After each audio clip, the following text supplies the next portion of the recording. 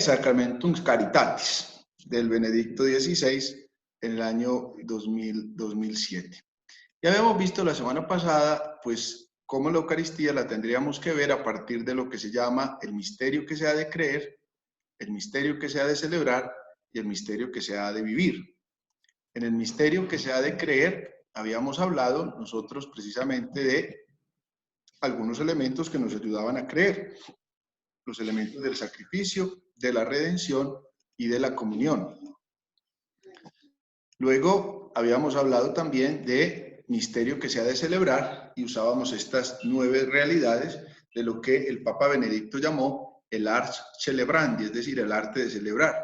Y veíamos uno a uno los pasos propiamente de la Eucaristía, que ya pues todos hemos participado en muchas Eucaristías y por eso ninguno de estos pasos se nos hacía como una realidad desconocida para nosotros. Y habíamos quedado esta tercera realidad, que es la que vamos a hablar en este día, que se llama misterio que se ha de vivir. Y para eso, pues, lo he dividido como en 7 partes. Primero, forma eucarística de la vida cristiana. Segundo, vivir según el domingo. Tercero, pertenencia eclesial, es decir, la pertenencia a la iglesia que todos debemos tener. Tercero, cuarto, la espiritualidad y la cultura eucarística. Y quinto, lo que se llama la Eucaristía y los fieles cristianos. Sexto, la coherencia eucarística. Y séptimo, misterio que se ha de anunciar. Cada una de estas cositas las vamos a conversar de la mejor manera en esta noche. Empecemos por la primera, que sería la forma eucarística de la vida cristiana. Nosotros hemos de partir de una frase que trae nuestro Señor en el Evangelio de Juan, en el capítulo 6, versículo 57. Acuérdense ustedes que todo el capítulo 6 de San Juan es el que hace referencia al discurso del pan de vida, ¿no?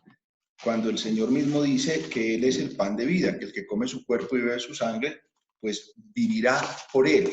Y entonces ahí nosotros entendemos o comprendemos de una mejor manera cómo comulgando con el cuerpo y la sangre de Cristo, pues el Señor mismo nos hace partícipes de su divinidad.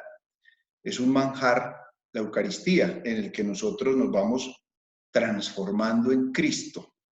Gracias a esto hay una realidad mistérica importante, es decir, cómo el Señor mismo es el que nos va permitiendo a nosotros transformarnos. Hay una vinculación estrecha con la Eucaristía. Por eso en la carta a los Romanos, en el capítulo 12, San Pablo nos está invitando y nos dice: yo los exhorto por la misericordia de Dios a presentar sus cuerpos como hostia viva, santa, agradable a Dios. Ese, según San Pablo, es el culto razonable. Allá tendríamos nosotros que llegar. Y por eso, en la medida en que nosotros vivimos en el Señor, pues vamos alimentándonos del Señor, vamos teniendo la verdadera vida. Entonces, en nosotros, ¿qué se produce? Hay un cambio, digámoslo así, misterioso que el Señor va realizando en nosotros. Nos vamos volviendo personas eucaristizadas. De ahí que la Eucaristía nos va transfigurando progresivamente. En la medida en que más nos acercamos nosotros a la Eucaristía, en la medida en que más participamos activa y plenamente de la Eucaristía, pues se va produciendo en nosotros una auténtica transformación que nosotros no podemos nunca dejar de reconocer. Por eso San Pablo advertía también: cuando ustedes coman o beban o hagan cualquier cosa, ustedes háganlo para gloria de Dios. Y ahí que el cristiano está llamado a expresar con su propia vida el culto que está celebrando. Porque, como lo veíamos nosotros en el misterio para celebrar, pues el culto no puede ser una cosa desprendida de nuestra vida. No es que yo sea uno cuando voy a celebrar la misa y después de la misa ya soy otro pagano más. Al contrario, yo vivo la Eucaristía, pero la Eucaristía se prolonga en mi vida permanente.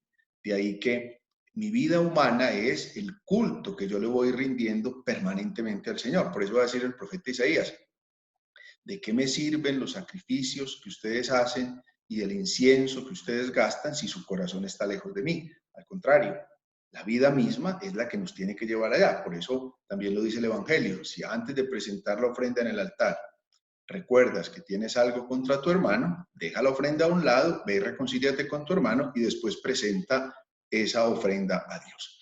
Y ahí que mi vida cristiana parte de la transfiguración, de la configuración que yo voy teniendo con la persona de Cristo. En la medida en que me voy alimentando de Cristo, yo voy transformando mi propia vida conforme al querer de Cristo. Entonces esa es la primera realidad que nosotros tenemos que descubrir en la vida diaria. El que come el cuerpo de Cristo vive por Cristo y es transformado gracias a Cristo, con una realidad misteriosa, sublime. Nosotros no somos los mismos que hicimos la primera comunión, que sería imposible. Desde el día que hicimos la primera comunión hasta hoy, muchas cosas en nosotros han cambiado. Parta de un dato tan simple. Ninguno de nosotros cabe ya en el vestido de la primera comunión, ya le queda chiquito. Pues lo mismo puede pasar, como nuestro espíritu se va ensanchando en la medida en que nos vamos alimentando de Cristo. Viene entonces el segundo elemento, que sería vivir según el domingo. Esa frase es de San Ignacio de Antioquía, porque San Ignacio de Antioquía nos trae una gran teología con relación a lo que tiene que significar para nosotros ser hijos del domingo, es decir, hijos de la resurrección, hijos de la luz. Vamos llegando entonces a una nueva esperanza. Esa tendría que ser como la mayor realidad. Y por eso San Ignacio dice, tenemos que vivir según el domingo. La diferencia del domingo es que el domingo hace memoria radical de la novedad traída por Cristo. Fíjense ustedes que hay un cambio profundo. Ya no somos hijos del sábado. Los judíos son hijos del sábado. Nosotros ya somos hijos del domingo. Algunos de ustedes podrán pensar, bueno, pero entonces, ¿por qué celebramos la misa desde el sábado? Porque el domingo es un día tan grande que comienza desde la víspera del sábado, como que es un día que se prolonga mucho más. Y por eso ya desde el domingo a mediodía estamos celebrando nosotros la Eucaristía del domingo. Vivimos ese domingo de una manera mucho más amplia, digámoslo así. Conscientes de lo que Dios hizo en eso. Por eso la misa del domingo, digámoslo así, no es lo mismo, bueno, no voy el domingo, entonces voy el lunes, voy el martes, voy el miércoles. No, es que el domingo es el día del Señor. Durante muchos siglos la comunidad cristiana solo celebró la misa el día de Pascua y después durante otros siglos solo celebró la misa el domingo, no había la misa diaria. La misa diaria, digámoslo así, es una realidad que puede tener 120 años, pero antes no, solo se celebraba la misa el domingo como una prolongación del acontecimiento de la resurrección, del día nuevo que venía siendo el día domingo. Pero entonces esa novedad nos la trae precisamente la resurrección. Hay que caer en cuenta que muchas veces en este afán de novedad que mantenemos en nuestra civilización actual, pues pareciera que eso es lo mismo, ir o no ir, celebrar un domingo o no celebrar. Y por eso uno de los mandamientos de la Iglesia, que son 5, yo estoy seguro que ustedes se lo saben todos de memoria, los 5 mandamientos de la Iglesia, por eso no se los voy a preguntar, pero estoy convencido que se saben oír misa entera los domingos y fiestas de guardar, porque las fiestas de guardar equivalen a lo que sería un domingo, lo que llamamos las solemnidades. Es el día de la nueva creación, es un día nuevo. Por eso acuérdense, hemos leído los evangelios ahora recientemente, cómo nos advierte cuando los apóstoles estaban encerrados en el cenáculo y advierte, era el primer día de la semana.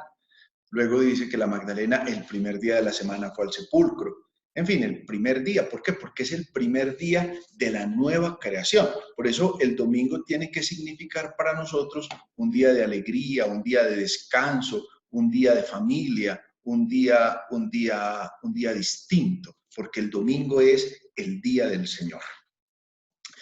Ese domingo entonces, por eso la Iglesia nos manda lo que llamamos el precepto dominical. De esa misma manera nosotros vamos celebrando ese día domingo, vamos santificando. La liturgia misma nos va llevando en esa distinción, en la distinción entre lo que es el día de domingo y lo que es el día ferial, o sea, el día de feria, la misa que celebramos diariamente. El día domingo, que como escuchábamos cuando hablábamos el misterio para celebrar, va marcado por uno de los evangelios. Un año va Mateo, otro año va Marcos, otro año va Lucas. Sin embargo, como lo explicábamos la semana pasada, en medio de esos domingos, de esos 52 domingos, nosotros vamos celebrando algunos misterios de la iglesia, por ejemplo, algunas memorias solemnes de los santos. Entonces, esas interrumpen, digámoslo así, el domingo. Dentro de lo que se llama el ciclo litúrgico que comienza el primer domingo de Adviento. Entonces, es como si fuera un círculo. Y empezamos con los domingos de Adviento, que son 4. Luego viene la fiesta de Navidad, que parte del nacimiento de nuestro Señor, y luego la Sagrada Familia, la visita de los Reyes, y termina con el bautismo del Señor. Luego entramos a lo que se llama el tiempo ordinario. El tiempo ordinario comienza y lo interrumpe el miércoles de ceniza. Empiezan los domingos de Cuaresma, que son 5. Luego viene el triduo pascual. Luego vienen los domingos de Pascua, que van a estar marcados en el sexto domingo por la Ascensión y luego por el Pentecostés. Luego de Pentecostés entonces viene la fiesta del Corpus Christi al domingo que sigue, luego la fiesta de la Santísima Trinidad al domingo que sigue, luego la fiesta luego ya empieza el tiempo ordinario, se continúa en el que habíamos quedado, hasta llegar a la fiesta de Cristo Rey. Entonces, en esos 52 domingos que nos hacen el círculo litúrgico del año, pues nosotros estamos considerando uno de los 3 evangelios que llamamos sinópticos, Mateo, Marcos y Lucas. El evangelio de Juan va entrando a lo largo de esos 3 años, de acuerdo al domingo que se esté celebrando. Por eso vemos que hay unos domingos en que entra todo el capítulo 6 de Juan sobre el pan de vida y cosas por el estilo. Entonces marca el precepto dominical la manera en que yo como creyente en Cristo celebro y vivo. El domingo se prolonga, no es que todos los días son domingo, no, el domingo es el domingo, pero ese domingo se debe prolongar en los días de feria, es decir, se prolonga en la cotidianidad de la celebración. Y luego el domingo, pues no se puede perder de vista que también es un día de descanso del trabajo. El trabajo pues lo realiza el hombre para su propia santificación, pero el domingo está llamado de modo particular a eso. Pues ahora también en la modernidad que tenemos, pues pareciera que el domingo es un día común y corriente y se puede trabajar lo mismo, pero no podemos dejar de reconocer que el domingo es el día que representa el descanso que todos necesitamos, que todos debemos procurar de la mejor manera para reparar las fuerzas y poder llegar así a. Por eso el domingo es tan importante y la Iglesia ha reconocido también la posibilidad de lo que se llaman las asambleas dominicales en ausencia de sacerdotes. ¿Por qué? Porque hay muchos lugares en el mundo donde no cuentan con la gracia de tener un sacerdote que les pueda celebrar la misa. Nosotros aquí en Medellín tenemos pues la facilidad de que tenemos iglesias por todas partes y tenemos un buen número de sacerdotes y como decíamos en otra ocasión, pues aquí en Medellín el que se queda sin misas porque no quiere, porque aquí tenemos misa a muchas horas. Usted puede ir a misa por la mañana, mediodía, por la tarde y hasta por la noche. Incluso a mí me han pedido que pongamos una misa a las 8 de la noche, eso ya huele a lunes más que a domingo. Pero en muchos lugares del mundo incluso no logran tener la misa todos los domingos porque los sacerdotes son muy poquitos. El sacerdote va pasando cada que puede. Hay párrocos que tienen muchísimas parroquias, entonces se tienen que ir turnando a ver en qué domingo celebran tal parte. Pero entonces la iglesia también reconoce la posibilidad de que en esos lugares hayan lo que se llaman asambleas dominicales celebradas o por diáconos, cuando también cuentan con la gracia de tener un diácono que puede celebrar no una misa, sino celebra una acción litúrgica en la que distribuyen la comunión, o incluso en otros lugares del mundo también asambleas dominicales con la presencia de un laico que ha sido preparado por algún sacerdote o algún obispo, y ese laico pues se encarga de animar a la comunidad. Hace muchos años que yo tuve la oportunidad de estar en el Amazonas con los indios huitotos. Allá donde yo fui hacía más de 6 años no iba ningún sacerdote, incluso el obispo cuando me mandó me dijo, vaya y si no lo recibe se devuelve. Pues me tocó hacer 4 días arriba abajo con una lancha que se llamaba un peque-peque porque era una máquina de ACPM y eso hace peque, peque, peque, entonces la gente lo llama el peque, peque. Y pues me dijo, si no lo reciben, se devuelve. Yo llegué supremamente enfermo y a mí me repetían esas palabras del obispo. Yo pensaba, Dios mío, ahora apenas llegue y no me reciba nadie. Pero me llevé la sorpresa de que el último padre que había pasado había dejado a uno de los indios con un Nuevo Testamento y con un libro de cantos. Y entonces lo único que la comunidad hacía, animada por este señor, era que leían un trozo de la Biblia, del Nuevo Testamento, y luego cantaban. Incluso fue muy bonito porque cantos que nosotros sabemos, como en la memoria, los musicalizaron distinto. El otro compañero que iba conmigo, un día lo encontré tratando de enseñarle la recta música de la canción. Y entonces le dije yo, ¿y para qué se va a poner a cambiarle? ¿Quién dijo que esa tenía que ser la música? Cantar juntos como hermanos con la música que nosotros sabemos es una cosa, pero ellos le pusieron otra música y todo el pueblo cantaba. Y entonces fue una cosa muy bonita y ahí me di cuenta yo lo que es la fuerza del espíritu. Esa comunidad estaba viva y animada gracias a ese indio laico que pudo acompañar durante esos 6 años casi a esa comunidad cristiana todos los domingos. Incluso yo le pregunté, ¿y usted predica alguna cosa? Y me decía, no, yo no puedo predicar porque yo no sé qué tengo que decir. Entonces lo único que hacían era que leían la palabra, cantaban y cantaban y cantaban y hacían oración de acuerdo a eso. Y era la asamblea dominical en ausencia del presbítero. Por eso la iglesia siempre nos ha invitado a tener en consideración pues la petición por las vocaciones, porque hay muchos lugares en el mundo donde hay muy pocos sacerdotes. Y entonces acuérdense ustedes que si no hay sacerdocio, no hay Eucaristía. Y por eso la importancia de que pueda darse el sacerdocio de una manera más amplia y también la participación de muchos sacerdotes en lugares del mundo. De Medellín, por ejemplo, en otros lugares del mundo hay más de 150 sacerdotes que están prestando un servicio silencioso. Eso no lo publican los medios de comunicación y no dicen lo que están haciendo, pero en muchos lugares del mundo, de Colombia mismo, donde hay escasez absoluta de sacerdotes, están sirviendo y están celebrando la Eucaristía. Entonces, el segundo elemento de compromiso de la vida cristiana eucarística tiene que ser vivir según el domingo, usando la expresión de San Ignacio de Antioquía. El tercer elemento viene siendo la pertenencia eclesial. Este elemento es muy importante porque parte de la relación entre la victoria de Jesús sobre el mal y sobre la muerte y nuestra pertenencia al cuerpo eclesial. Eso lo trabajó mucho el Concilio Vaticano II, porque a veces pareciera que la iglesia es simplemente de los sacerdotes y de pronto de los religiosos y religiosas, pero como que nada más, o sea, como que el compromiso no es de la comunidad eclesial. El Concilio Vaticano II puso un gran énfasis en eso.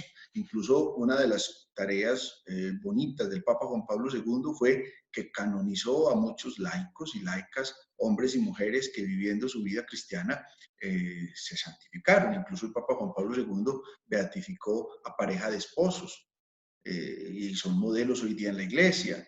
Hay una familia, la primera fue la pareja Quattrocchi, que Quattrocchi es un apellido italiano, pero también los papás de Santa Teresita del Niño Jesús, para simbolizar cómo desde la vida matrimonial hay una posibilidad de hacer una vida de santidad.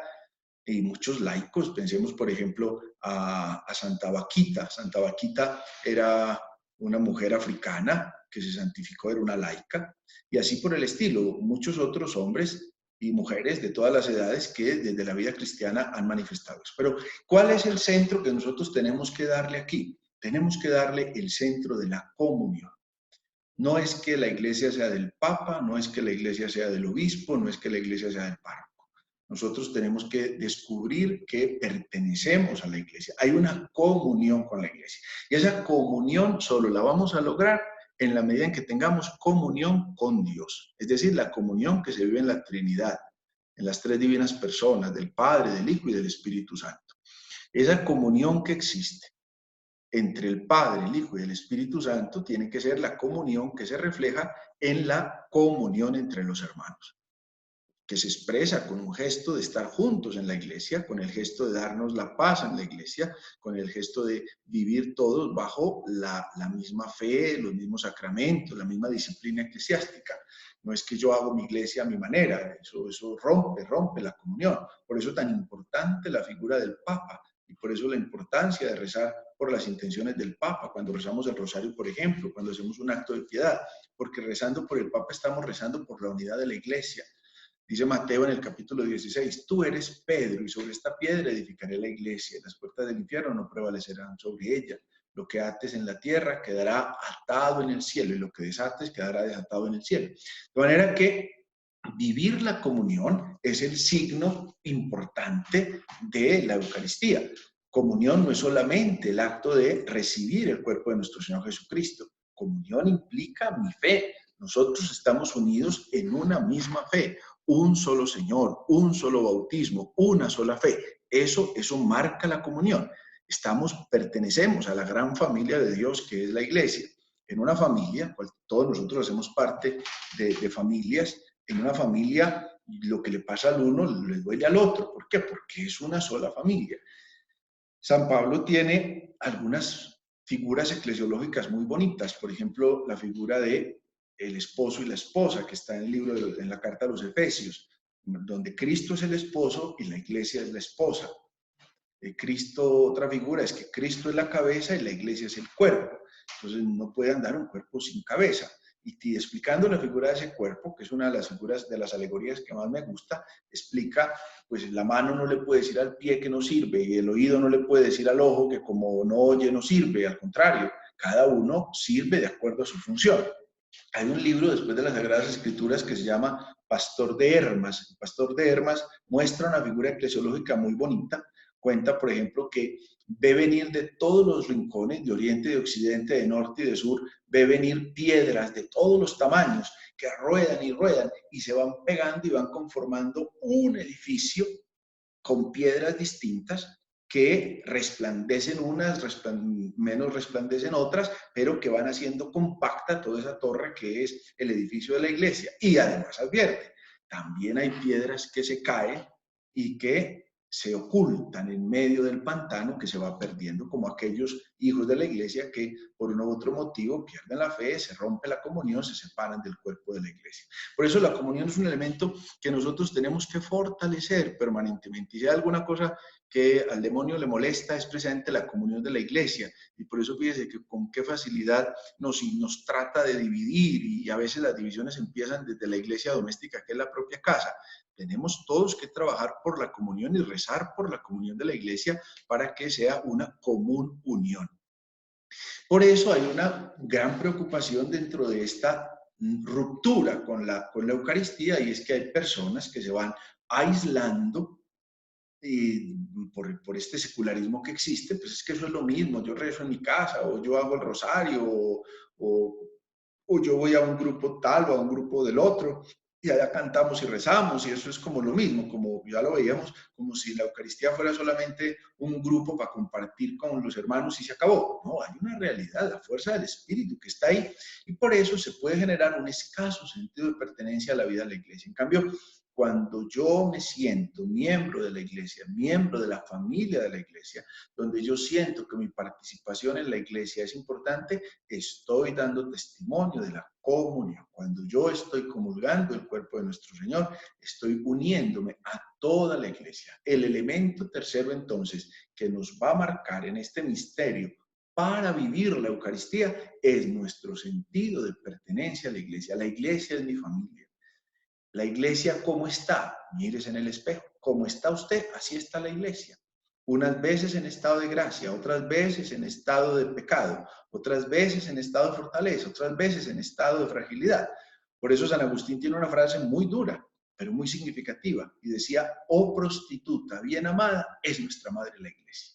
¿Por qué? Porque reconocía que en la fragilidad de los miembros, que son pecadores, se sobrepone la gracia santificante del esposo, la gracia santificante de la cabeza, es decir, la gracia santificante de Cristo.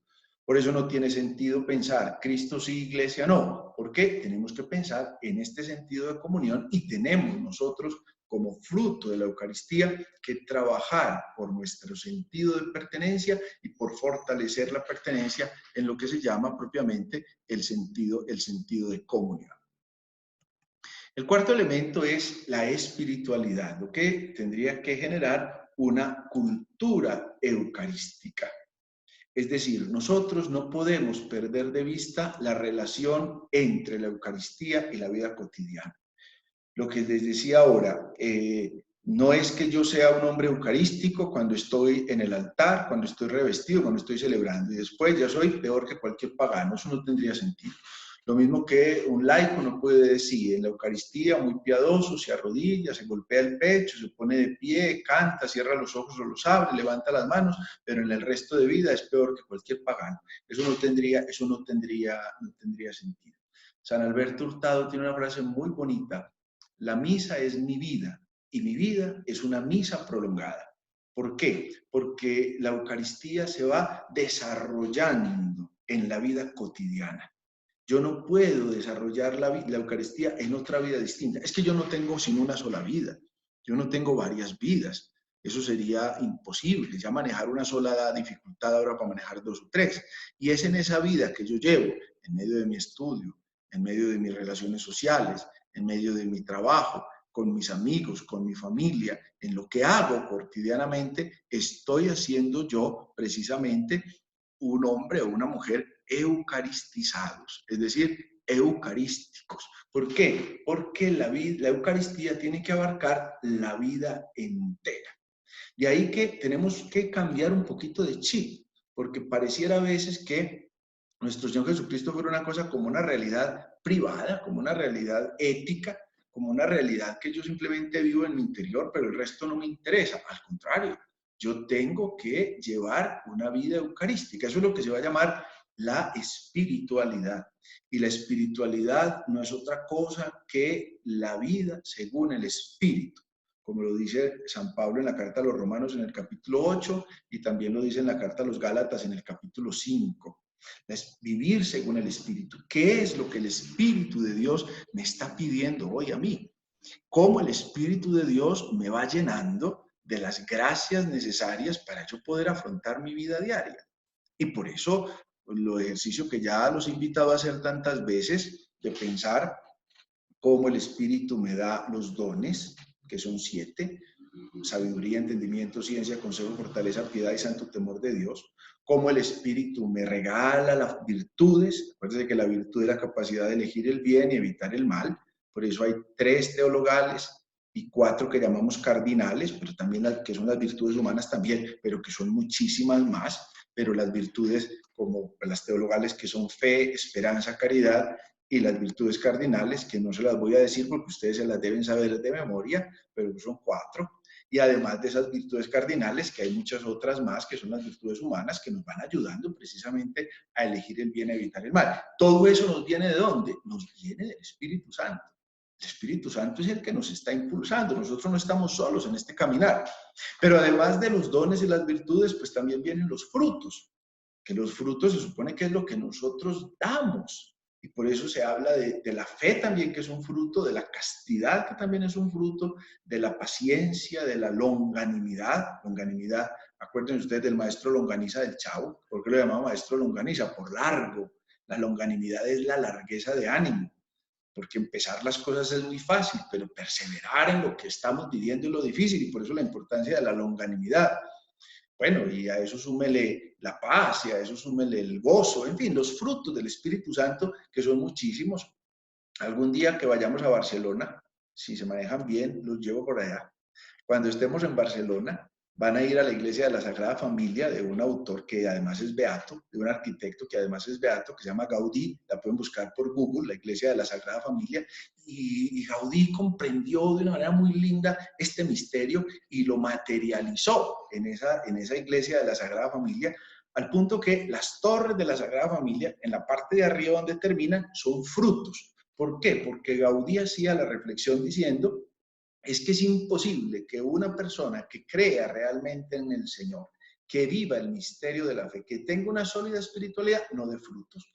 Por eso, por sus frutos los conocerán. Es una expresión bíblica muy significativa.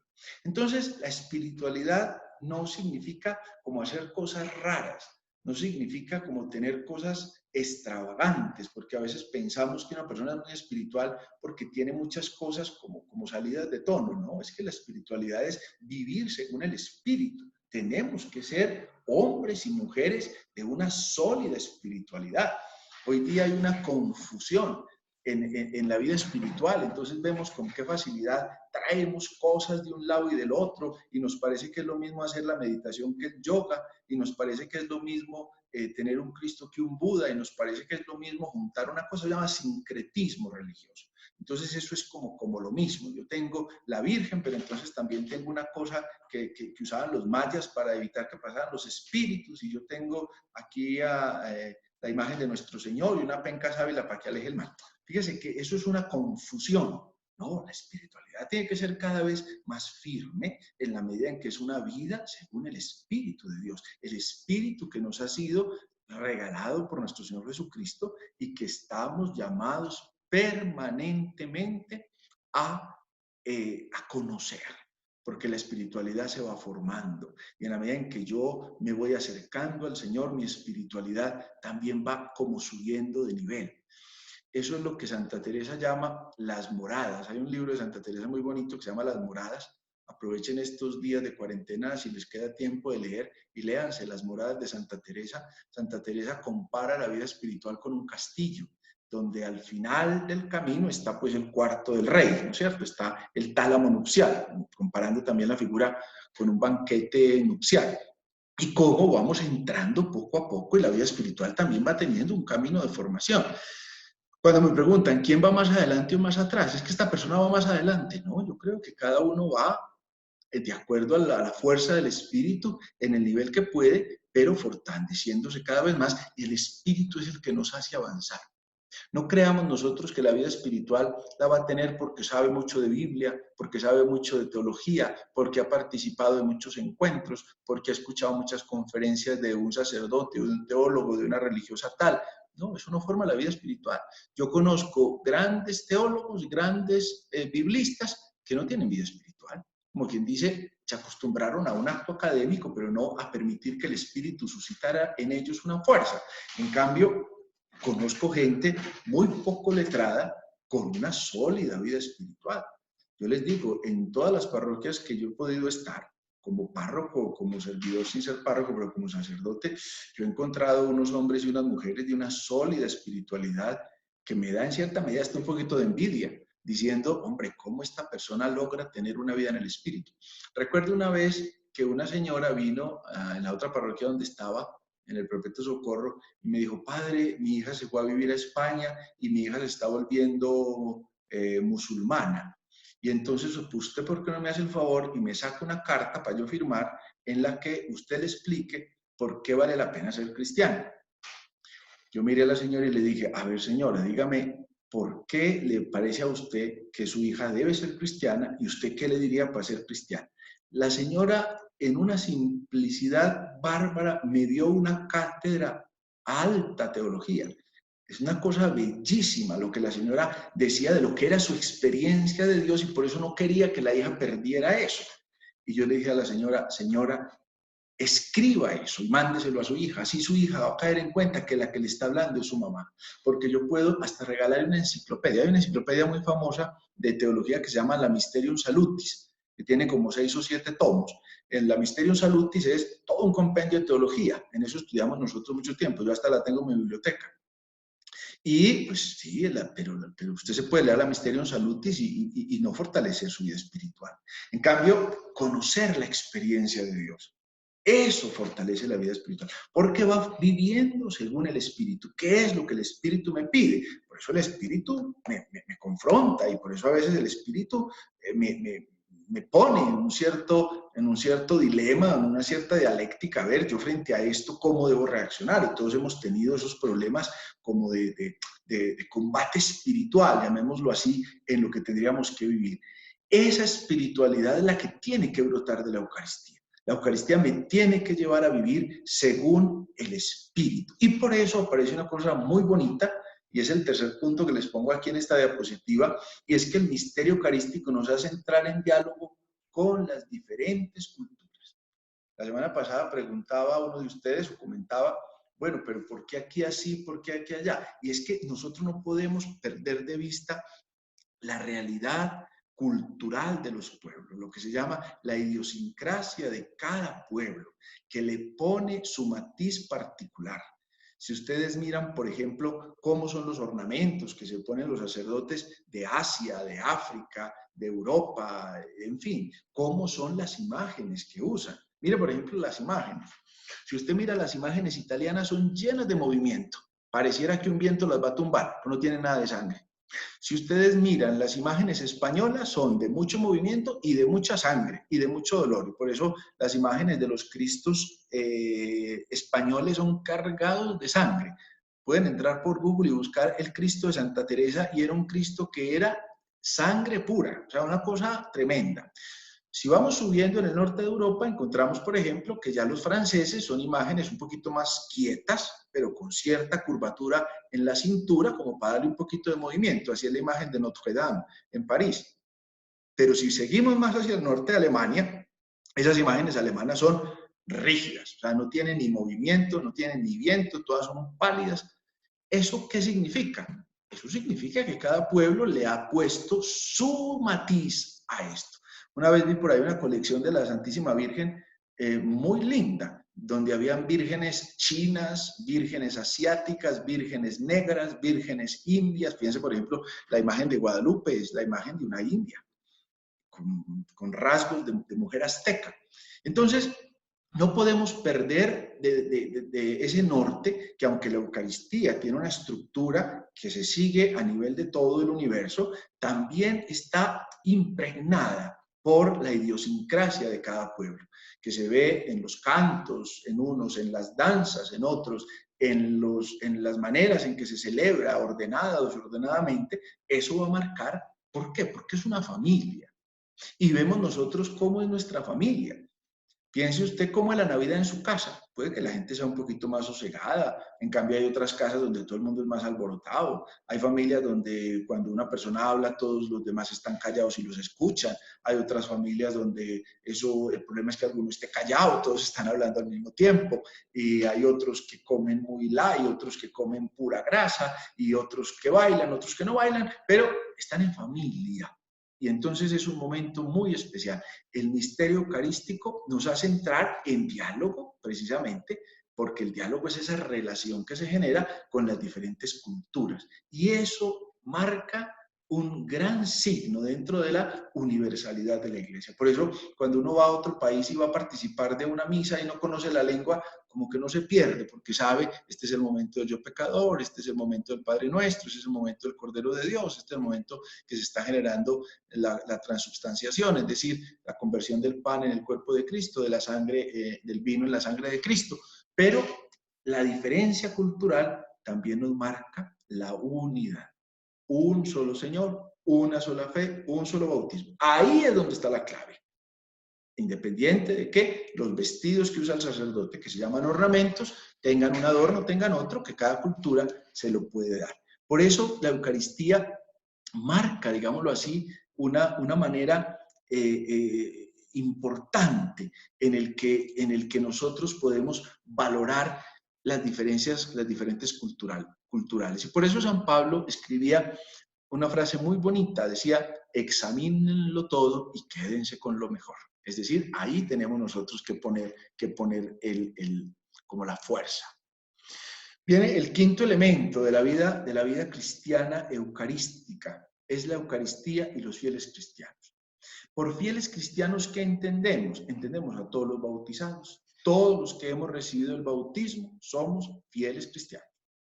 Solo que hay fieles cristianos laicos, hay fieles cristianos clérigos y hay unos laicos o hay unos clérigos que además son religiosos. Todos estamos vinculados, porque no se nos puede olvidar que en la Eucaristía es la comunidad la que celebra, está presidida por el sacerdote, que es elemento esencial, el que consagra, el ministro es elemento esencial. Por eso veíamos la semana pasada que una asamblea sin sacerdote no consagra, no puede consagrar. Esa es la gracia del sacerdote. Y que además el sacerdote asiste en pecado mortal, porque es que el que consagra no es el sacerdote, es Cristo. Si ustedes y yo necesitáramos que el que está consagrando sea santo, inmaculado y puro para poder consagrar, nunca tendríamos Eucaristía. La Eucaristía se obra no por los méritos del sacerdote, se obra por los méritos de Cristo. El sacerdote, obviamente, para su crecimiento y su provecho espiritual debe estar en la gracia de Dios. y a eso estamos invitados. Por eso los sacerdotes estamos permanentemente nos están invitando a que nos confesemos, a que hagamos oración, a que vivamos en gracia. Pero la Eucaristía obra por los méritos de Cristo. Entonces, empezando por los fieles laicos, porque todos por el bautismo somos laicos, tenemos que darnos cuenta en qué condiciones nos encontramos. Y yo como laico estoy llamado a vivir, a educarme, a formarme, a asumir una vida cristiana. Y el laicado, la mayoría de ustedes que me están escuchando, a menos de que aquí esté el diácono Yesid y alguno de los otros diáconos, pues la mayoría de ustedes son laicos. ¿Por qué? Porque han recibido el sacramento del bautismo y no han recibido el sacramento del orden. ¿En qué momento yo dejé de ser laico? En el momento en que recibí el diaconado. Ya siéndome diácono, ya soy clérigo. Entonces el laico está llamado a vivir su laicado. Es un elemento importante en la iglesia. Fíjese usted, es que en la iglesia la mayoría de los miembros son laicos. Solo una minoría somos clérigos. Y a veces cuando juzgamos la iglesia, juzgándola por un clérigo, ¿qué estamos juzgando? Si se mira cada uno, así está la iglesia. Por eso tenemos nosotros que vivir nuestro laicado en la vida eucarística. ¿Cómo participo yo? Y vemos cómo los laicos participan en las lecturas, en los cantos, en la distribución de la comunión, en la recolección de la ofrenda, y participa activamente cuando canta, cuando responde, cuando se pone de pie, cuando se arrodilla, porque es la iglesia entera la que está celebrando ese misterio en el misterio de Dios. Luego viene la figura de los clérigos, que como les decía, el clérigo está llamado a, desde que recibe el sacramento del orden, primero como diácono, luego como presbítero y algunos como obispos. Pero el clérigo está llamado a tener una espiritualidad profundamente eucarística. Hay una frase cuando nos ordenaron que a mí siempre me ha gustado mucho, cuando nos ordenan, nos están ordenando en la misa de ordenación, vienen y le dicen a uno, cuando le van, después de que lo ordenan, el obispo le entrega a uno el pan y el vino en el cáliz y en la patena, y le dice el obispo a uno, recibe la ofrenda del pueblo santo para presentarla a Dios, considera lo que realizas e imita lo que conmemoras. Fíjese usted qué frase más bonita. Considera lo que realiza e imita lo que conmemoras. Y conforma tu vida, conforma el misterio de la cruz de Cristo. Incluso en algunas sacristías lo tienen escrito, como para que cuando uno se está revistiendo, lo lea y no se le olvide. Considera lo que realizas e imita lo que conmemoras. Contaba un sacerdote anciano, no voy a decir el nombre porque el mundo es muy chiquito y puede que alguno de ustedes ya lo haya conocido, sepa de quién estoy hablando. Contaba que al principio de su ministerio, pues él era como muy ordinario para celebrar la misa y como que le prestaba poquita atención a la celebración, y que una vez celebrando por allá en un monte, apenas acabó la misa y como él era como tan dejado con el Santísimo Sacramento, se le acercó un campesinito y le dijo, padrecito, trátelo bien, que es de tan buena familia. Y eso a ese sacerdote lo impactó mucho, porque cayó en cuenta entonces lo que estaba, la manipulación errónea que estaba haciendo el Santísimo Sacramento. Por eso el clérigo está llamado a tener una espiritualidad eucarística, es decir, a ser un permanente buscador de Dios. Y por eso al sacerdote se le pide tantos momentos de oración en la intimidad con el Santísimo Sacramento. De hecho, la primera cosa que a uno le piden antes de ordenarlo es de los compromisos, antes de preguntarle a uno si se va a comprometer al celibato, si le va a prometer obediencia al obispo, si va a hacer una cosa u otra, le pregunta, ¿te comprometes a orar por el pueblo de Dios que te será encomendado? Y por eso la primera tarea que cualquier sacerdote tiene es la de orar por su pueblo, independientemente que haya mucha gente o no. En las parroquias donde yo he estado siempre he valorizado muchísimo, muchísimo la exposición del Santísimo, al menos una vez a la semana, una hora, porque es el momento en que estoy haciendo una de mis principales tareas, como cuando hago el rosario, como cuando hago las diferentes prácticas de piedad, que la gente no se da cuenta, porque la mayoría de veces pues eso lo hace uno en solitario, pero ahí estoy haciendo mi espiritualidad sacerdotal, fortaleciéndola en beneficio del pueblo que me ha sido encomendado. Entonces, el sacerdote debe vivir su misa y debe vivirla en plenitud. ¿Por qué? Porque debe considerar lo que realiza e imitar lo que conmemora. Y viene la figura de los religiosos y religiosas que se viven algunos como vírgenes consagradas, que es una figura anterior a las religiosas que conocemos. Primero se consagraron las vírgenes, mujeres que consagraban su virginidad al Señor, pero además de esto, pues si una mujer no es virgen y se hace religiosa, no significa que no tenga una vida consagrada. La consagración parte precisamente de poder vivir los compromisos bautismales conforme a las exigencias o a los consejos evangélicos de pobreza, de castidad y de obediencia. Por eso la Eucaristía nos toca a todos, no es para unos nomás. Los eucarísticos no son solo los sacerdotes, no, los eucarísticos somos todos los bautizados. Ustedes y yo tenemos que tener una espiritualidad eucarística y tenemos que llegar a ser hombres y mujeres eucaristizados. El sexto elemento es la coherencia eucarística. Este elemento es muy bonito. ¿Por qué? Porque nos habla de la fuerza moral para defender la auténtica libertad de los hijos de Dios. La moral no es el inicio, la moral es la consecuencia. Es decir, no es que primero yo sea una persona buena moralmente para después seguir a Cristo. No, yo empiezo un seguimiento de Cristo y en ese seguimiento de Cristo yo voy haciendo de mi vida una vida moral, conforme a la enseñanza revelada por Dios. ¿Qué es lo que Dios me está pidiendo? De manera que yo voy viviendo una recta moral en la medida en que más me voy identificando con Cristo. Y por eso ustedes mismos habrán ido descubriendo cómo habían cosas que en un momento de la vida hay gente que utiliza la expresión, es que antes de mi conversión yo hacía esto o aquello. Y es que en conversión estamos todos. Y en la medida en que yo voy caminando en esa espiritualidad eucarística, yo voy descubriendo qué es lo que Dios me está pidiendo. Y eso en el fondo es lo que me hace más y más libre. Esa es la fuerza de la moral. ¿Por qué? Porque yo voy alejándome del pecado. La primera expresión que utiliza San Pedro después de Pentecostés, la escuchamos hace poquito y la vamos a escuchar otra vez ya casi cuando celebremos Pentecostés, es la invitación que le hace al pueblo, ¿qué? A que se convierta. Y la conversión no es otra cosa que una transformación del pensamiento y del corazón. ¿Y cómo logro esa conversión? En la conexión permanente que voy teniendo con Cristo. Y por eso la Eucaristía tiene que llevarme a un ejercicio práctico del amor. Si la Eucaristía no me lleva a un ejercicio práctico del amor, yo estoy fragmentado. Es decir, yo estoy partido por partes. ¿Por qué? No logro permitir que la Eucaristía vaya haciendo esa obra en mí.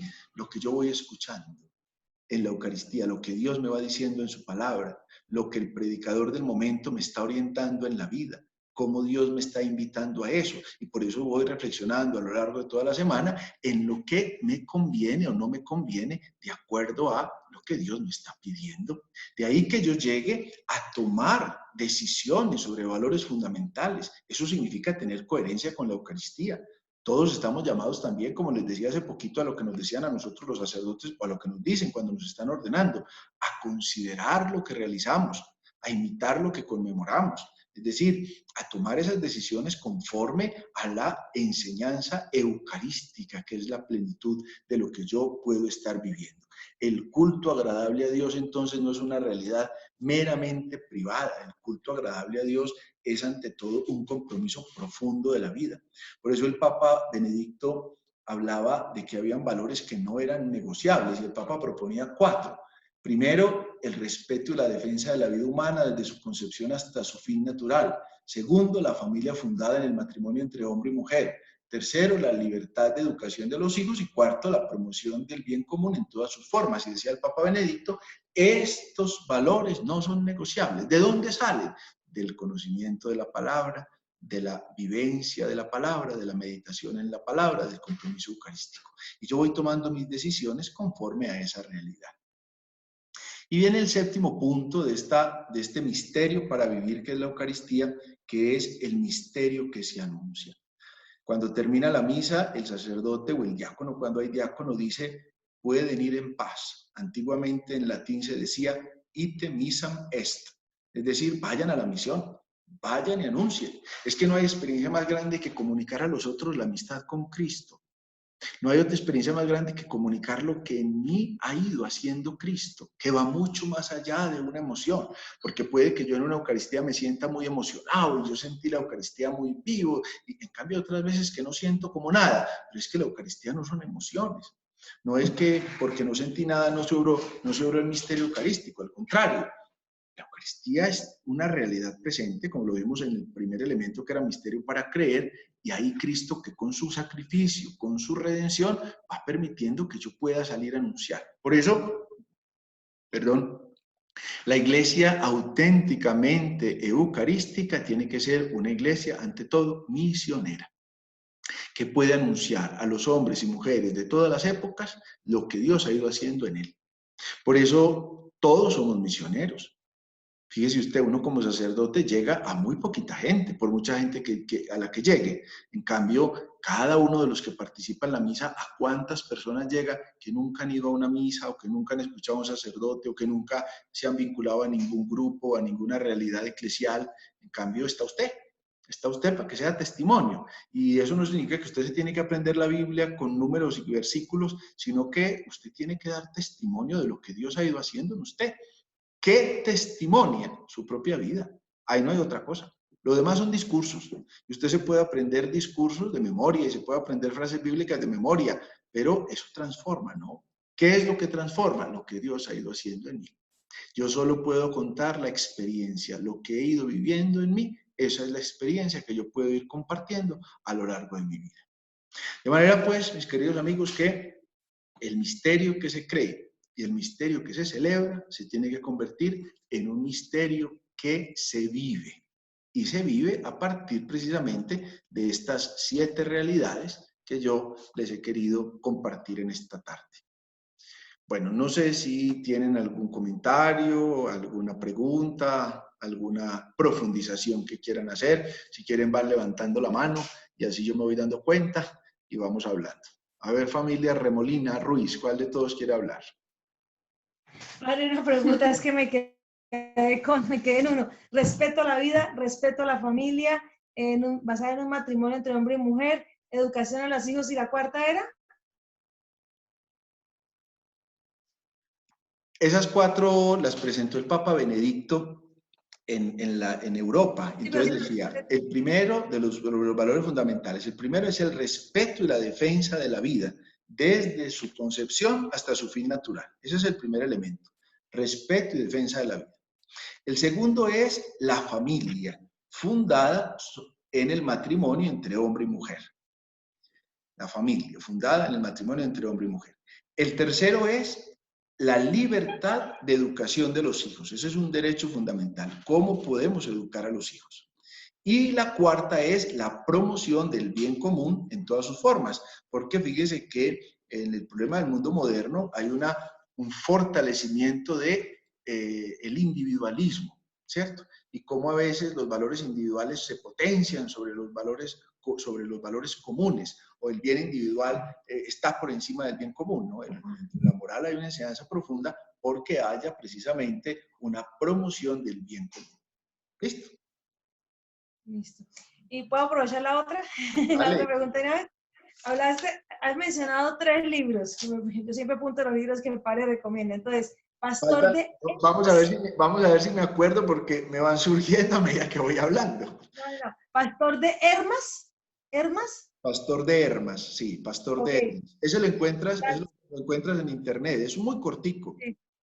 Ok, y el otro es Las Moradas de Santa Teresa. Esa es Santa Teresa de Ávila, sí, Las Moradas de Santa Teresa. ¿De Ávila? Ok. Y el otro es El Misterio Salutis. Bueno, ya Mysterium Salutis no es un libro, Mysterium Salutis, son 2 expresiones en 2 palabras en latín. Mysterium Salutis. Mysterium Salutis es una enciclopedia que contiene, digámoslo así, todo el compendio de la teología. Pero eso sí son como 7 grandes tomos. Ese no es un solo librito. Siquiera que no me rayé con la pregunta. Vale. Ok, gracias, padre. Bueno, a ti. Gracias. Padre, yo quiero preguntar. A ver, ¿quién es yo? Beatriz. En el quinto punto, Eucaristía y fieles cristianos, no entran los ministros. Es que los ministros son laicos. Perfecto. Entra dentro de los laicos. Los ministros de la comunión, dices tú. Sí, padre. Sí, los ministros de la comunión. Los ministros de la comunión. Pero yo veo que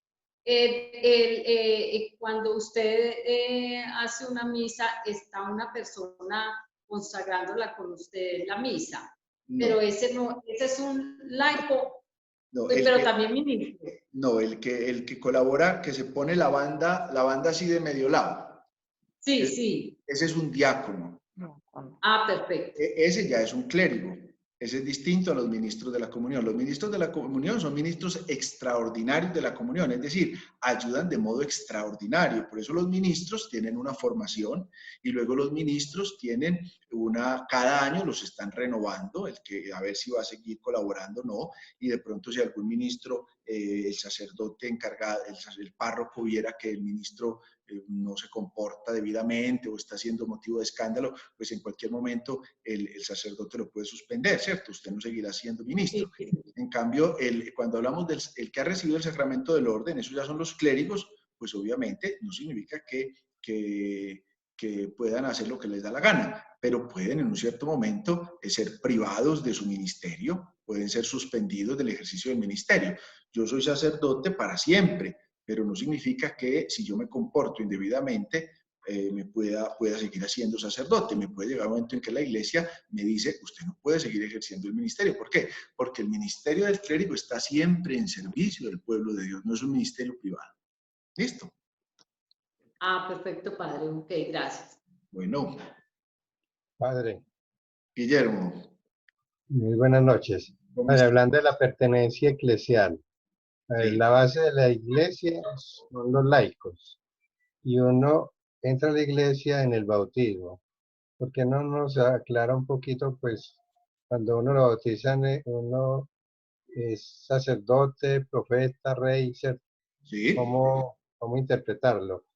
Y porque es que ahí está la gran potencia, pues, de nuestra iglesia, en los laicos. Es que somos no sé cuántos millones, pero miles de millones, ¿cierto? Pero no ordenados. Ah, no ordenados, pero bautizados. Bautizados. Y en el bautismo, tú acabas de usar las expresiones que eran. Nosotros en el bautismo recibimos como dos grandes dimensiones. Por una parte nos hacemos hijos y por otra parte nos hacemos hermanos. Al hacernos hijos, pues recibimos de Dios Padre toda la gracia santificante, ¿cierto? Dios nos tiene para hijos eternamente. Incluso uno de los ritos muy bonitos del bautismo es cuando el sacerdote o el diácono, porque el diácono también puede bautizar, nos unge con el santo crisma, ¿sí? Porque al ungirnos con el santo crisma nos está marcando el alma para toda la eternidad. Luego, la dimensión de ser hermanos es la dimensión de poder conformar esa comunidad. Porque la comunidad cristiana es una comunidad de hermanos, todos somos hermanos. Usted y yo somos hermanos en Cristo gracias al bautismo. ¿Por qué somos hermanos? Porque somos hijos, así de sencillo. Luego, con el bautismo nosotros somos sacerdotes, profetas y reyes. ¿En qué consiste que somos reyes? En que hacemos parte del reinado de Dios. ¿En qué consiste que somos profetas? En que estamos llamados a acoger la palabra de Dios y a anunciar y denunciar con la palabra de Dios, es decir, a vivir en la verdad. ¿Y en qué consiste que seamos sacerdotes? Ahí está hablando del sacerdocio común, porque todos los bautizados gozamos del sacerdocio común. Algunos de los bautizados, cuando reciben el sacramento del orden, entonces ya reciben el sacerdocio ministerial. O sea, el sacerdocio ministerial es el que nos hace un oficio, porque ministerio es un oficio. En cambio, el sacerdocio común es por el cual nosotros rendimos oblación permanente a Dios. ¿Partiendo de cuál oblación? De nuestra propia vida. Nuestra propia vida es lo primero que hay que oblacionar, es decir, entregar a Dios. Eso es oblar. Eso es un latín. Me entrego a Dios. Por eso hay un canto muy viejo que dice, recibe, oh Padre Santo, esta oblación. Es decir, esta ofrenda que nosotros te estamos haciendo. ¿Listo?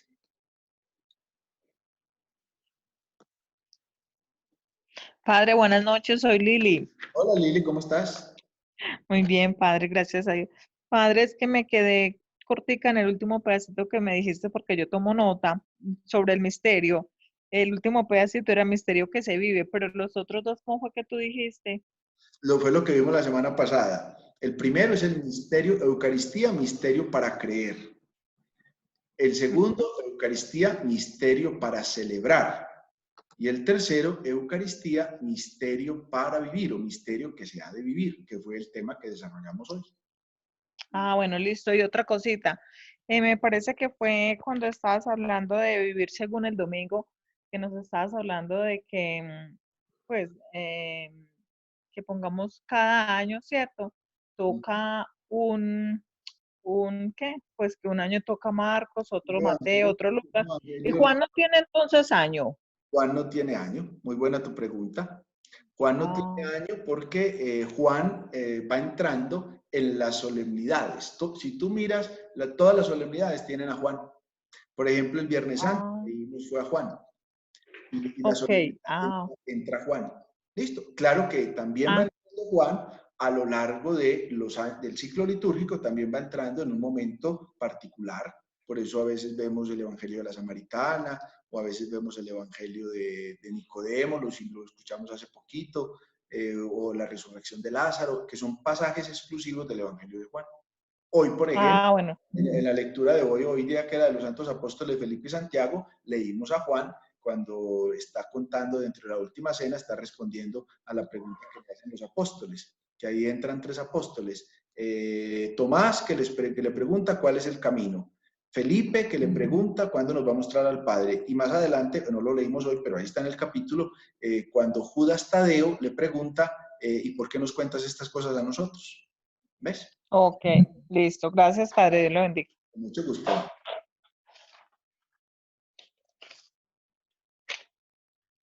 Bueno, estamos entonces. A ver, William, Padre, ¿qué quieres decir? Sí, dale William y luego el otro.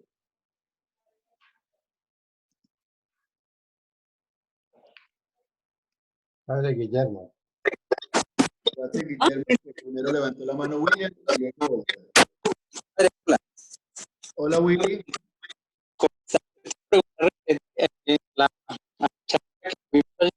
No se te, no se te está entendiendo nada, William. William, no se te está entendiendo nada. Al pie de tu microfonito cuadra, por favor, a ver si cambiando el micrófono a igual al sistema se mejora.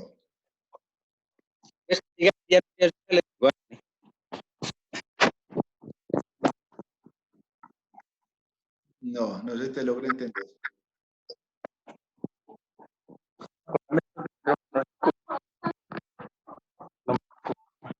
Dale que cambie de celular, Padre. William, William, párate junto al micrófono, donde aparece ahí el micrófono, y aparece igual que el sistema o micrófono. Cámbialo de lugar a ver si te oye mejor, que no estamos entendiendo nada.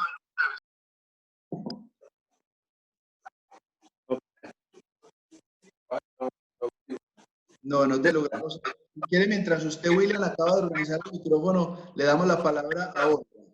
Y enseguida le vuelve usted a ver si ya lo...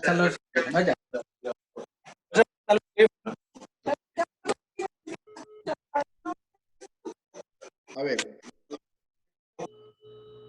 Olga, habla tú mientras William arregla.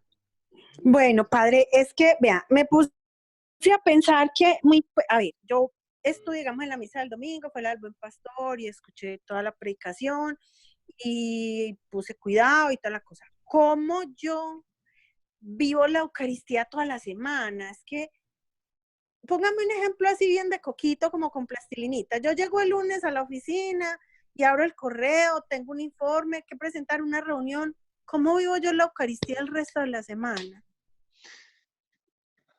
A ver, ¿tú te acuerdas, por ejemplo, de algún elemento de la Eucaristía del domingo? De ayer, o de la homilía, o de la Eucaristía, de la oración que hicimos, de algún momento especial que te haya tocado así fuertemente. Bien, ¿y tú? Por ejemplo, cuando estaban explicando que Jesús era la puerta, que los que no entraban por la puerta eran ladrones, porque Jesús era la puerta y uno escuchaba la voz de él y pues uno reconocía al pastor y el pastor conocía a las ovejas por el nombre. Por ejemplo, eso me quedó en mi mente. Muy bien. ¿Cómo lo convierto en vida? Entonces, cuando tú estás en tu trabajo, estarías pensando siempre en esto que yo tengo que resolver, Dios, ¿qué me quiere decir? Fíjate que ahí es cuando estoy escuchando la voz del Señor. en la cotidianidad de la vida, frente a esta decisión que yo tengo que tomar, frente a esta situación que tengo que resolver. Dios, ¿qué me puede estar pidiendo? Fíjate que es un momento bonito de poder contemplar en el misterio de Dios lo que conviene. ¿Te das cuenta? Sí, señor, me queda clarísimo, claro. Muy bien. Bueno. Sí, listo. Gracias, gracias. Lilian, hagamos el ensayo otra vez, o si no, escribe la pregunta por chat. Padre, ahí a ver si me escuchan. Mejoró la cosa. Comente a ver. ¿Sí mejoró? Mejoró muchísimo. Ya Padre, sí no, ahorita que usted mencionaba sobre los mandamientos. Ah, bueno. Se le fue la onda. Sobre los mandamientos de la iglesia, escuchar, y consultándolo son uno es escuchar, que es escuchar misa completa. ¿Sí? De los mandamientos. Hola. Sí, padre. Te estoy escuchando. Sí, que uno de los mandamientos es escuchar misa completa. Yo hace 8 días quedé con una duda que le quería preguntar. Cuando estaba usted explicando, digamos, en la tercera parte inicial de la Eucaristía, que es lo que tiene que ver con la confesión, o sea, cuando hacemos el acto penitencial.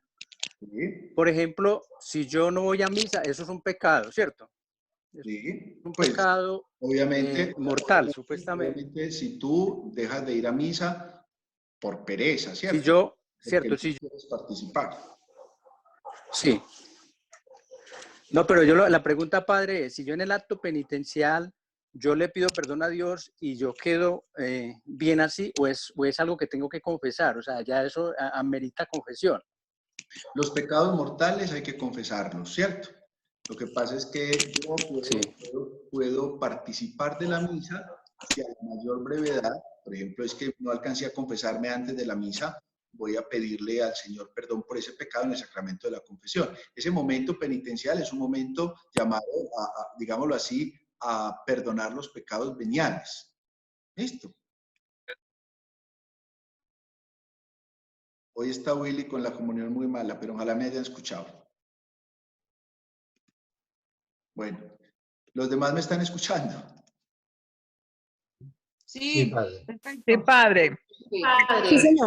Vamos a darle la palabra a otro que levantó la mano. ¿Olga va a preguntar otra cosa o dejó la manito levantada? Olga Estela Arboleda. Deje la manito, ya la bajo. Bueno, Marianita, ¿qué quieres preguntar? Padre, ¿Cómo estás? padre, el mío se escucha. Te estamos escuchando, sí. No, es que yo estoy impresionada de ¿Por usted qué? cómo le fluye tanta información. Y si fuera, pues es información valiosísima. Yo estoy impresionada, muy, muy impresionada. Y ese era mi comentario. Y No hemos dicho nada raro, Marianita. Se han dicho las no, padre, posibilidades. pero tanta información que usted tiene en la cabeza y que le fluye, le fluye, le fluye. Es una cosa preciosa. No, es que Padre, mi Dios es muy bueno con uno, Marianita. Eso no va a creer que son cosas humanas. Mi Dios da la fuerza. A ver qué quiere decir. Pero pregunte, pues. los datos históricos, los datos bíblicos, los datos de comentarios de santos, los datos de las historias, de libros, pues, bueno. Padre, lo que le iba a preguntar es que si es posible que en estos lunes, como estamos en el mes de mayo, podamos reflexionar sobre las letanías lauretanas de la Virgen. Lauretanas. Es que una vez usted nos dijo en el grupo bíblico que las podíamos reflexionar en algún lunes. Pues Perfecto. para que lo tenga en cuenta, porfa. Las letanías lauretanas a la Virgen en este mes de mayo para reflexionarlas. Muy bien, muy buena idea. Pero ahorita que hagamos como un sondeíto a ver sobre qué quieren que hagamos catequesis, ahí apareció el primero. ¿Listo? Ah, sí, todos están de acuerdo, exacto. Claro, toda la comunidad. Gracias. A ti. Familia Remolina Ruiz, ¿tiene la manito levantada otra vez o se le quedó levantada? No, es que quería complementar la respuesta, si es posible, y es que en experiencia personal, ¿Cuál de todas las la pregunta respuestas? que cómo puedo prolongar la Eucaristía del domingo en la oficina y en el día a día y en mi familia. Entonces, digamos, una de las cosas más bonitas que usted nos ha enseñado es una pregunta, es ¿a qué me compromete la palabra? ¿Sí? Y en la medida que la vida espiritual se construye en el día a día, hay que reforzarla. O sea, yo no puedo quedarme únicamente con la Eucaristía, con la palabra del domingo, sino que también debo romper esa barrera de meterme en la lectura de la Biblia y poco a poco el Espíritu Santo le va permitiendo a uno entenderla, vivir la palabra, construirla, edificarla en su pensamiento, en su corazón, y de repente ella queda incorporada en el día a día de uno. Era eso. Es verdad. Muchas gracias por tu aporte, Linda. Guillermo o Patricia. Padre, buenas noches. Hola, Guillermo. Hablando de espiritualidad y cultura eucarística. Pues, leyendo aquí relaciones entre la Eucaristía y la vida cotidiana. Y la espiritualidad es vivir según el Espíritu. Nos hizo un comentario de que el mal en el mundo está representado por Belcebú, ¿cierto? Y que lo que más odiaba o que trataba el mal de atacar era la comunión que hacían los fieles en la Eucaristía. ¿Sí entendí bien?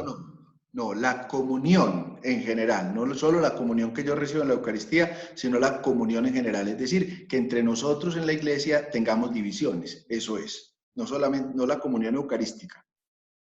Porque es que me llama mucho la atención porque, a ver, el mal, estamos totalmente asediados por el mal en cada momento de nuestra vida. Y entonces una forma de combatirlo es la comunión entre hermanos. Sí.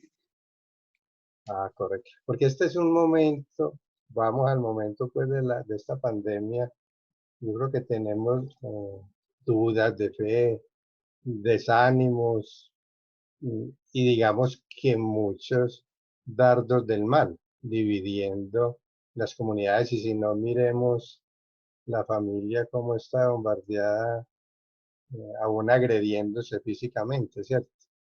Entonces, pues estamos llamados como comunidad parroquial y comunidad eclesiástica, pues a defender esa comunión en nuestra vida, en el Espíritu. O estoy como... Es ahí donde se rompe la comunión, precisamente en todos esos espacios, tanto empezando por la iglesia doméstica, que es la familia, como por toda la comunidad eclesial, la parroquia. O sea, el mal nos está dividiendo. Siempre, esa tarea siempre ha estado desde el principio haciendo esa tarea, y por eso tenemos que combatirlo, por eso tenemos que orar siempre por la comunión, es decir, por estar en la comunión. ¿Listo? Bueno. Gracias. Bueno, aquí hay unas preguntas en el chat. Voy a tratar de contestarlas brevemente. Se me olvidaron las virtudes cardinales. Pero Joyce, ¿ya le volvieron a la memoria las virtudes cardinales o no?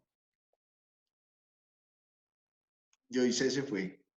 Las virtudes cardinales son justicia, fortaleza y templanza. Justicia, prudencia, fortaleza y templanza. ¿Listo? Ah, listo, padre. Es que estaba ahorita sin audio y sin video, pero ya, listo, ya me acordé. Y luego, ¿por qué se dice beato y no santo? Porque dentro de los modelos que va poniendo la iglesia, cuando una persona muere, lo primero es que lo declara siervo de Dios. Es decir, si es una persona que vivió cristianamente y que la comunidad tiene un reconocimiento de ella como una persona buena. Luego, cuando ya lo presenta como modelo, porque hace algún milagro y el milagro pues se comprueba que es un milagro, entonces lo propone como beato. Pero el beato está presentado para una pequeña porción de la comunidad. Y luego, si hace otro milagro, entonces ya está presentado como santo. Y después, si es que su doctrina fue muy buena y muy brillante, puede también ser presentado como doctor de la iglesia.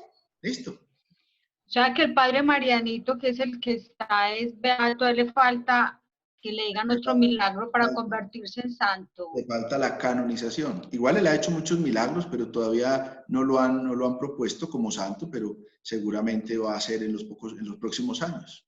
¿Listo? Ah, listo, padre. Y la última pregunta, padre. Cuéntame. ¿Cuál es el proceso para alguien ser diácono?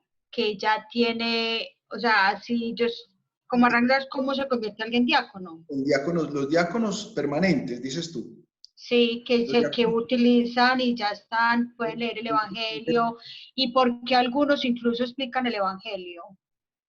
Porque es que pueden hacerlo, es una de las tareas que tiene el diácono. El diácono son hombres casados en su mayoría, son una figura muy bonita en la iglesia, está desde los Hechos de los Apóstoles. Fíjate que ahí aparecen cuando los apóstoles dicen quién se va a encargar de las viudas y de los huérfanos, porque nosotros nos tenemos que encargar de la evangelización. Entonces aparecen ahí 7 hombres. El primero es Esteban, luego Prócoro, Nicanor, Felipe, Pármenas, bueno, son 7. Y luego esos se encargan de evangelizar también. Piense, por ejemplo, hace poquito leíamos en la misa que venía el eunuco de la reina de Candace y el que lo evangeliza es Felipe, pero no Felipe el apóstol, sino Felipe el diácono, y lo bautiza. Entonces los diáconos tienen unas tareas a nivel litúrgica, por ejemplo, pueden hacer exequias, pueden anunciar el evangelio, pueden bautizar, pueden ser testigos cualificados del matrimonio, pero la tarea primordial de los diáconos no es en la liturgia, la tarea primordial de los diáconos es en la atención a los pobres. Por ejemplo, el diácono de nosotros se llama el diácono Yesid, que no sé si está por ahí, es eso, y él es formador de los diáconos. ¿Listo? Sí, padre, dale. Gracias. También por aquí hay una pregunta de Mónica Gutiérrez. ¿Uno puede recibir la comunión 2 veces en el mismo día? A ver, ¿se puede recibir la... ¿Moca todavía está ahí o ya se fue? Aquí estoy, padre, aquí estoy. Bueno, sí, perfecto, ¿quiere decir que ya la entendió o que se la explico? No, yo no puse sí, perfecto. Ah, sí, a mí me llegó una pregunta, ¿uno puede recibir la comunión 2 veces el mismo día? Sí, perfecto, entonces pensé que era que... Es que estoy haciendo como 3 cosas al tiempo, pero en la pregunta era si se podía. Aquí me contestó. Bueno, la iglesia nos invita a que recibamos la comunión una vez al día. Incluso los sacerdotes debemos celebrar una sola misa al día. Pero se nos permite una segunda comunión siempre y cuando participemos plenamente de esa segunda misa. No es que como yo llegué a la misa de 6 y llegué, están acabando la misa de 5, están dando comunión, entonces de una vez comulgo y ahora vuelvo y comulgo en la misa de 6. No, eso no tiene sentido.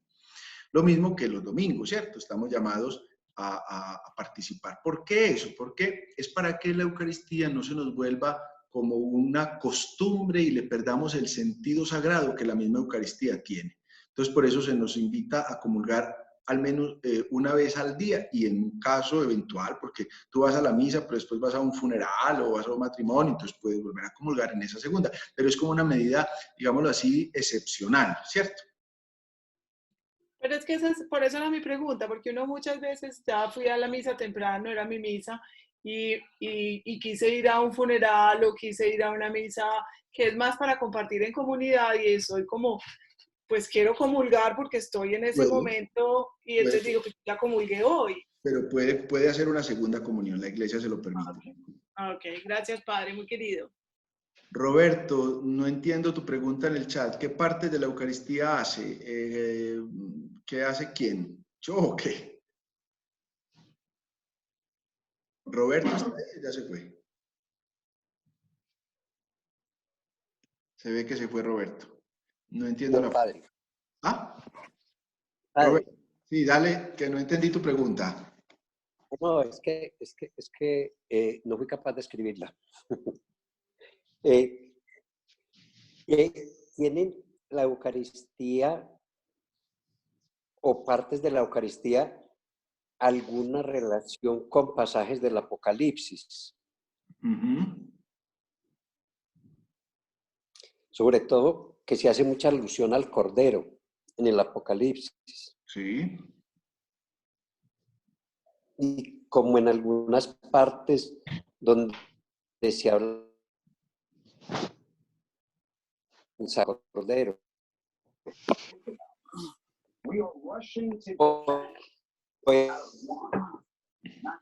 Se te está dañando mucho la comunicación, Roberto. Cogió el celular de William. No. Te estamos oyendo ya es en inglés. Soy yo. Ya. Bueno, ahí cerré 2 micrófonos que estaban abiertos. A ver, vuelve a tratar A ver, que en la parte del Apocalipsis había la figura del Cordero. ¿Qué más? Que si algunas partes de la Eucaristía están relacionadas o basadas como con pasajes del Apocalipsis. Claro, lo que pasa es que el Apocalipsis, acuérdate, cuando lo estudiamos, hacíamos alusión a que era ante todo una expresión litúrgica. Cuando vimos el misterio para creer, que era la primera de todas estas cosas que vimos, te voy a poner la diapositiva, se hablaba del sacrificio. Porque la acción de la Eucaristía es una acción sacrificial. Hacíamos la comparación, no sé si estaba la semana pasada, hacíamos la comparación con la figura de que en el Antiguo Testamento, para yo expiar mis pecados, es decir, para pedirle perdón a Dios por mis pecados, yo llevaba un animalito, lo compraba. De hecho, fíjese que nuestro Señor a la entrada del Templo de Jerusalén acaba con los vendedores de animales, y ellos, lo que pasa es que los animales eran para el culto, yo lo compraba el animal, se lo llevaba al sacerdote, el sacerdote lo sacrificaba. Pero obviamente habían una serie, lo lees en el Levítico, habían una serie de exigencias para ese animal. No podía ser cualquier animal, no podía ser un animal, por ejemplo, que fuera un animal imperfecto, tenía que ser un animal perfecto, no podía ser animales con unas ciertas condiciones que ahora mismo pues no, ni las tengo en la cabeza ni vienen al caso. La figura del Cordero, entonces, es la figura que representa a Cristo. Y por eso esa figura es la figura del que es sacrificado, que es una figura absolutamente eucarística. Por eso vas a encontrar tantos signos eucarísticos donde está el Cordero sobre los 7 sellos, y por eso hay muchos ornamentos de los sacerdotes o en muchas de las palias, que son esos cositos que se ponen para tapar el cáliz, manteles, y está la figura del Cordero, porque el Cordero es Cristo. La carta a los Hebreos lo presenta como sacerdote, víctima y altar. O sea, la figura propiamente del Cordero, que está profetizada, acuérdense ustedes, cuando nuestro padre Abraham va a sacrificar a Isaac. Cuando el ángel le detiene la mano, entonces nuestro padre Abraham va y busca un cordero, y es un cordero lo que viene, pero ya es una profecía de la figura de Cristo. ¿Listo? Muchas gracias, padre. Bueno, Roberto. Bueno, yo creo que... Bueno, aquí preguntan, capellán y párroco son similares, pero eso ya es una pregunta muy larga y nos salimos del tema. Pero a ver, antes de terminar esta catequesis, pues me parece, porque surge por ustedes, abrir este espacio para que nos encontremos durante estos días, así de modo catequético. Pues ya Marianita propuso un primer tema, que es las letanías lauretanas. También Angélica la semana pasada me había propuesto que habláramos un poquito sobre la fuerza que tiene la palabra de Dios y el valor significante que tiene la palabra de Dios también para la vida. O no sé si hay algún otro tema que algunos de ustedes quieran que podamos como reflexionar aquí en este espacio de catequesis. Propónganlo y así lo vamos escogiendo para estos lunes.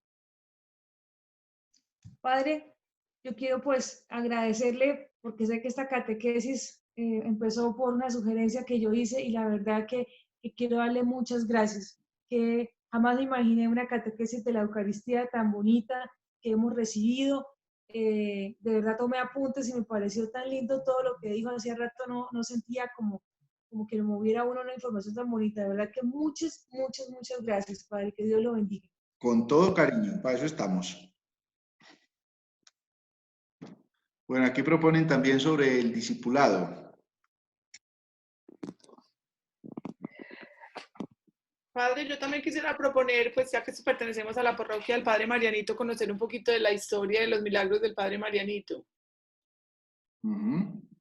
Perfecto.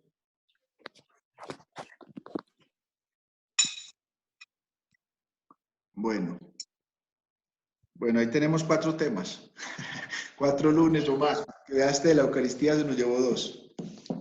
Padre, las letanías me parece interesante. Las letanías lauretanas, perfecto. Sí.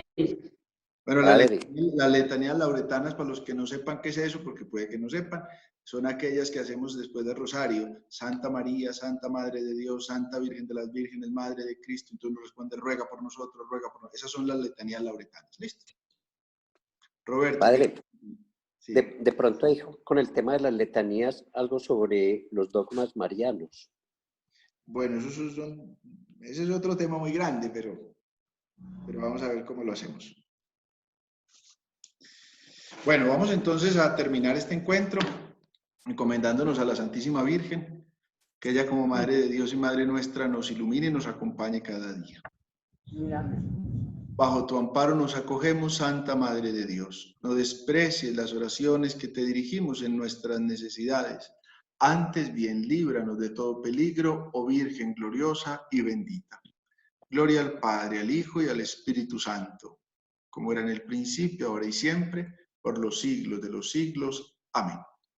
Y la bendición de Dios Todopoderoso, Padre, Hijo, Espíritu Santo, descienda sobre ustedes y les acompañe siempre. Amén. Amén. Bueno, les deseo a todos una feliz noche. Gracias, Lo Padre. mismo, Padre, el Señor lo bendiga, me Dios le pague. Gracias, hasta mañana, Padre. Chao, me encantó haber estado con ustedes. Deliciosa estuvo la clase, súper rica. Gracias, Padre. Bueno.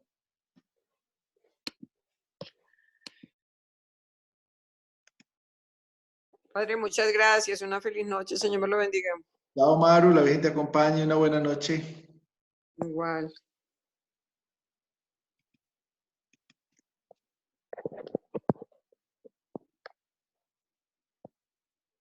La doña Vicky, ¿pasaron bien el resto de la reunión?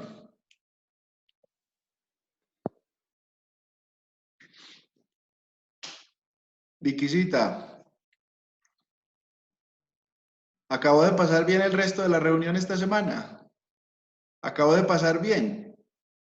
¿No me está oyendo? Muy bien, Padre, muy bien, gracias a Dios. Pasamos rico. Pasamos muy bien, gracias a mi Dios. Estuvo muy bien todo. Bueno, esos son espacios bonitos, importantes.